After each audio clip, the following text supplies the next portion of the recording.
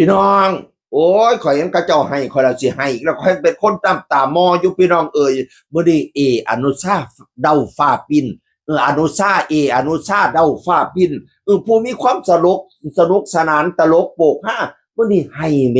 ให้ใส่พ่อให้ใส่แม่เป็นหยังจังให้ว่าติพี่น้องเอ่ยเราดีใจเราภูมิใจที่ได้เกิดเป็นลูกพ่อผู้ลูกแม่ภูมิใจในตัวเราเองพร้อมโคตรเก่งเลยเด้ออนุสาเด้าฟ้าปิ้นนี่พี่น้องออกบ้านซื้อบ้านสร้างบ้านหลังที่2แล้วพี่น้องเอ่ยวันที่22พฤษภาคมนี่เป็นวันเกิดพร้อมแล้วก็ขึ้นบ้านใหม่พร้อมกันพร้อมบัดนี้คนอันศิลปินมากให้กำลังใจมาอวยพรให้ของขวัญนี่ก็หลายเด้อไม่ว่าจะเป็นเด่นชัยวงศ์สามารถก็มาดิแล้วก็สุภาพรสายยักษ์ก็มานุ่นกับเบสกะมาอันท่องเบสทับถนนกะมาพี่น้องเอ๋ยข้าเจ้าล่ำคู่กันดีบ้านกำลังงามเป็นหลังที่2แล้วพี่น้องเอ๋ยวันนี้ก็ไปกราบขอพรจากพ่อจากแม่ลูกนะวันเกิดลูกบ่มีหยังให้เด้อแม่เด้อเงินก็บ่มีอันของขวัญก็บ่มีแต่บ้านหลังนี้ละสร้างให้แม่เป็นหลังที่2แล้วให้แม่ให้พ่ออยู่เป็นหลังที่2แล้วลูกสู่คักว่าซั่นว่าพ่อแม่พาสู่แต่น้อยๆลูกก็ได้สู่นํย้อนว่าอยากให้ครอบครัวได้อยู่ดีกินดีพะนะว่าตั้งแต่น้อยๆจำความได้อายุ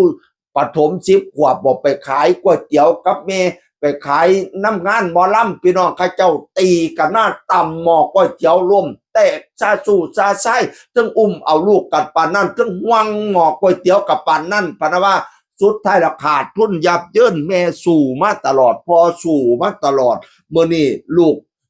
อันนั้นตอบแทนคุณพ่อคุณแม่อยากให้พ่อกับแม่ได้อยู่สบายบ้านหลังที่2แล้วแม่ก็กอดเอาเทิงเบาเทิงสะอื้นพี่น้องเอ่ยแม่ภูมิใจในตัวลูกหลายลูกดีที่สุดลูกเก่งที่สุดแล้วปะนะว่าแม่บ่นึกบ่ฝันว่าแม่สิได้อยู่ดีปานนี้ว่าซั่นแม่แล้วก็เว้าดีกราบตึ้งตักพ่อกราบตึ้งตักแม่พี่น้องเอ่ยเป็นน้ำตาแห่งความภาคภูมิใจเป็นน้ำตาแห่งความดีใจพี่น้องเอ่ยของขวัญวันเกิดวันนี้มอบให้คุณแม่คือบ้านหลังใหม่สวยงามพระราม8หรูหรามาเห่าอุ้ยจัก10 ล้านบ่อีพอก่อยเอ่ยนอกจากนั้นให้ของขวัญวันเกิดเจ้าของมอเตอร์ไซค์งามมอเตอร์ไซค์อีหยังเนี่ยพี่น้องแล้วว่าเอาไว้ซื้อไว้ไปซื้อกับเขาไปตลาดไปหาซื้อกับเขาพะนะว่าอุ้ยมอเตอร์ไซค์ไปซื้อกับเขายังเป็นชะนี มือนึงเพิ่นไปขับมอเตอร์ไซค์เท่ๆพุ่นน่ะซื้อกับข้าวยามมาแต่งตัวเท่แต่อีพ่อก็พากันไปอันกินลมชมวิวทั้งใดบุหาความสุขเติมความสุขให้เจ้าของเต็มที่เพราะว่าเมียมาตลอดปีเมียมาหลายปีแล้วพี่น้องก็มีความสุขความเจริญเด้อวันเกิดก็ได้คำคุณเป็นคนกตัญญูกตเวทีตอบแทนบุญคุณพ่อแม่แล้วไก่เจ้าเจริญเฮ็ดเพียงตีนให้เจ้าขึ้นเพียงตาเฮ็ดเพียงขาให้ขึ้นเพียงคิ้วเฮ็ดเพียงนิ้วให้ขึ้นเพียงเก่าเพียงกะมอมสาธุเทพตอนไทยในพื้นแผ่นปัตภีองค์ผู้มีผู้เรื่องฤทธิ์สถิตในดินนี้มื้อนี้วันเกิดเจ้าสิเอาพรใช้มาทรงขอองค์พุทธเจ้าพระธรรมพร้อมพำสงฆ์สิ่งศักดิ์สิทธิ์อยู่ทรงเขตกำกายแดนใดให้มาอวยพรใช้แด่